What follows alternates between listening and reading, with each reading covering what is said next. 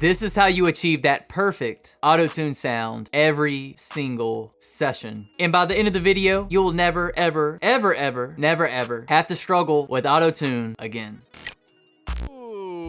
See, it's doing a little something. If we have not met, I'm Jordan Easler. I'm an audio engineer, have been for the last 6 years, so it's no surprise that 98% of your top pop, rap, R&B records, they use auto-tune. You can hate it, you can love it, but it's just the facts. So if you don't know how to effectively use this plugin, it's going to be very challenging for you to produce a song that competes or at least sounds like some of the top tracks that you're hearing on the radio or on your favorite playlists. So in this video, we're gonna break things down into 3 simple steps, my exact formula that helps me achieve that perfect auto-tune every single session. Let's dive in. So step number 1, we gotta find the key. All right, Jordan, what do I do if I don't know the key? I'm with you. I don't know how to hear a beat and automatically tell the key either. I rely on technology to tell me that. So there's gonna be 3 options that we're gonna talk about. One is going to be a free option. The other 2 are going to be paid options. So let's go ahead and talk about the free option. TuneBat's Song Key and BPM Finder. This is a 100% free website. Basically what you do is you pull up this website, you upload your instrumental or your beat, and it automatically tells you the key. Not only does it tell you the key, it also tells you the BPM as well, which is also very nice to have. So basically all you do is you drag and drop. So in this scenario, it's telling us that the key is going to be in B flat minor. At that point, you would put it into your auto-tune and see if that's the right key. The second option that you have here, so it's a plugin that is called AutoKey.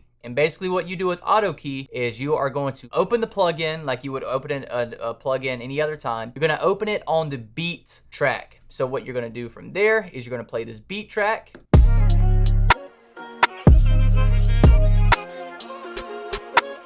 So what I like to do with the auto key is I like to let it play for maybe about 10 seconds so it can really find that key. Just like TuneBat, you got the B flat minor pulled up, it's rocking and rolling. Now the third option, the one that I'm pulling up more often than not, is a software called Mixed in Key. And it's very similar to how TuneBat works and operates. Basically, it's a standalone software and you can open it from your desktop. Literally the exact same process. You pull in the beat, you wait a few seconds, B flat minor. These softwares are correct about 95% of the time. Every once in a while, they're gonna give you the wrong key. That's just, it's technology. But 95% of the time correct is pretty solid. And the reason why I like to have a few different options is because if one of them tells me the wrong key, I put it in there, the artist starts to sing and it doesn't sound right, I can at least have another option to see, hey, you know, maybe this software gave me the wrong key, maybe I could upload it to TuneBat and that'll give me a better reading. That way you don't have your client in the booth sitting around waiting. Whenever you got those 2 options, you can get them up and running within a few seconds. But that leads us right into step number 2, which is the true secret sauce, and that is actually the artist. Auto-tune's not a magic plugin that can just make anybody sing. That's not the goal of it. The goal is to actually kind of enhance what's already there to make it sound a little bit more modern, a little bit more unique. More often than not, what I'm hearing, whenever the artist or yourself delivers a more powerful performance, it typically helps you hit those notes a little bit better. Whenever you're kind of holding back from the auto-tune doesn't really know what to do, and sometimes it'll kind of sling your vocal all the way around. That's not what you want. So the goal here is if you're recording somebody, make sure that they're feeling confident, make sure that they're really delivering the take the right way, and the auto-tune is going to take you all the way there. And just a pro tip here for any of my audio engineers out there that are trying to develop clients, there's gonna be times where the auto-tune is just not working. Sometimes, you know, the client is singing a melody that's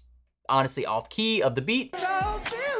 The key here is to help them structure a better melody so that auto-tune can really help them get the sound that they're wanting, and you'll have a lifelong client. That's a pro tip. And real quick, which best describes you? Are you an audio engineer, a recording artist, or are you a producer? Let me know down in the comments. I would love to hear where you are at in your personal journey. Step number 3, let's go ahead and give you the cheat codes. Let's give you my common auto-tune settings that I use whenever I'm working with rap, pop, or R&B vocals. So the rap vocal settings, I'm using the Antares auto-tune plugin. It's just my personal favorite. I'm using the EFX. You can apply it to whatever auto-tune plugin that you're using. With rap vocals, I'm anywhere in between about 0 and 15. As you can see here, I'm right in between at 8. It's still giving me that nice auto-tune sound, but it's still saying a somewhat semi-natural. The only other setting that I'm gonna adjust is the humanize setting. I like to stay anywhere from about 25 to 35. So let's see what this sounds like. Stacking up cheese and I'm staying low key, nigga. Still trying to figure out the wave. Spend a couple hundred on this brand new Glock, nigga. Ain't trying to catch no fade. Shorty on me, she in love all deep, but my old bitch trying to throw shade.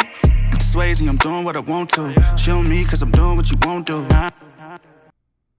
There you go. So now we're gonna flip it all the way around. We're gonna work with some pop or R&B vocals. I'm going to treat pop vocals and R&B vocals very, very similar. And those settings are gonna be a little bit different than my rap type stuff. So within the pop R&B realm, my common auto-tune settings is gonna be anywhere from about 10 to 55. Obviously 10 being more, 55 being a little bit less, a little bit more natural. Once again, right in between what I was my common settings and then the humanize setting, I'm gonna dial that up a little bit. We're gonna dial that into about 45 to 55 to make it sound a little bit more natural. So let's see what we got. Oh my, you pull me close, got me tongue. I taste your lips for the first time. Let's solo the vocal. Oh my, you pull me close, got me tongue. I taste your lips for the first time. You really can't tell that the auto-tune is really doing much. It's just kind of helping them hit those notes, ultimately giving your artist, yourself, or your client, whenever they're in the vocal booth, that ultimate confidence that you're gonna get their song sounding like their favorite songs that they hear on their favorite playlist or on the radio. Hey, and if you're brand new into audio engineering, I can't let this video finish without letting you know about a brand new training that I just dropped, Record Radio Ready Vocals Training, Pro Tools Edition. If you're new into Pro Tools, you need a little bit more in-depth training about how to operate Pro Tools, how to record those radio ready vocals in Pro Tools, you know, how to maximize your sessions for maximum effectiveness and efficiency with all kinds of bonuses, tips, and tricks and all that stuff. Hey, if this sounds like it's for you, check out the link down in the description if you need a little bit more in-depth training about Pro Tools. But that wraps up how to get that perfect auto-tune in every single session. I'm getting out of here. Peace.